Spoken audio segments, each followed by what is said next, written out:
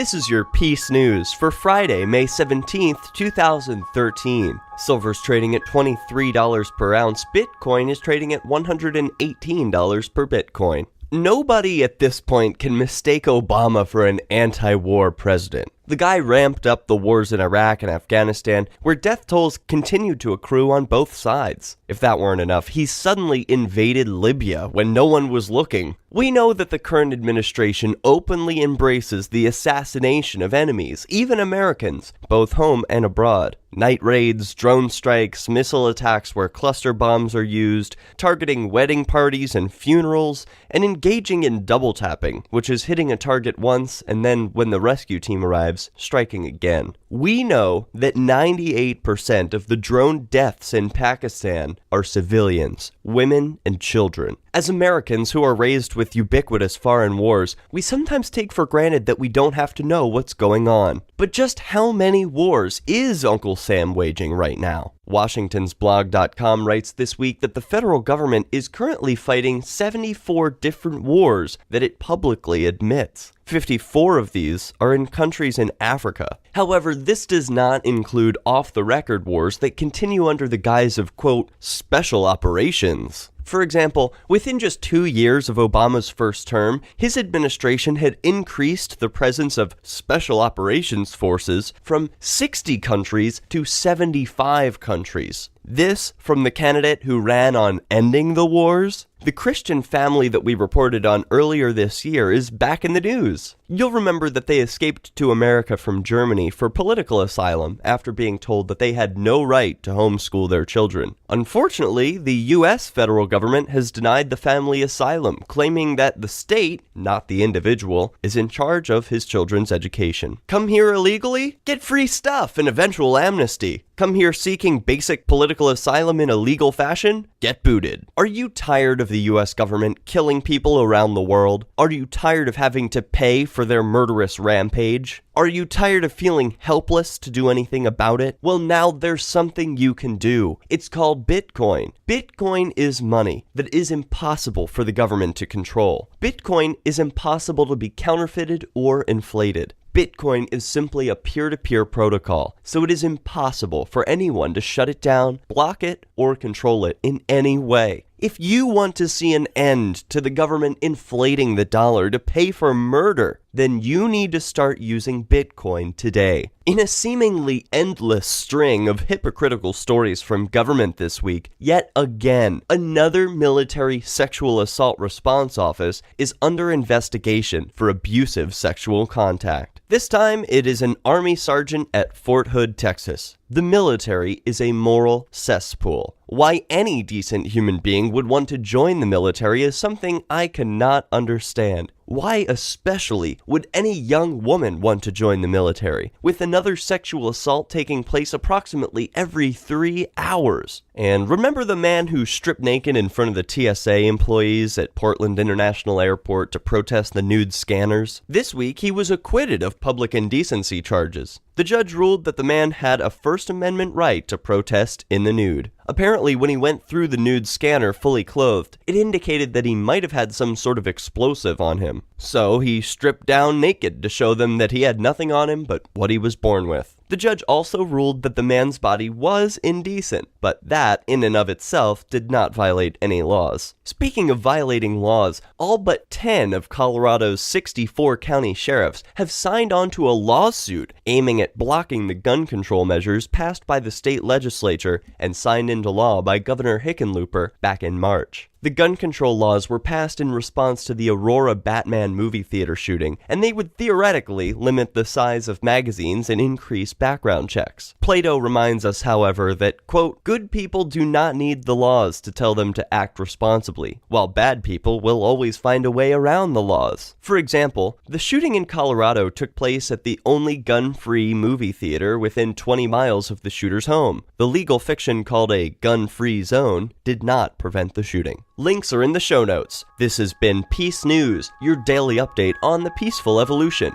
Get more Peace News on the Next News Network, and for daily videos, subscribe at youtube.com/peacenewsnow. For peacenewsnow.com, I'm Derek J, reminding you that peace is the way.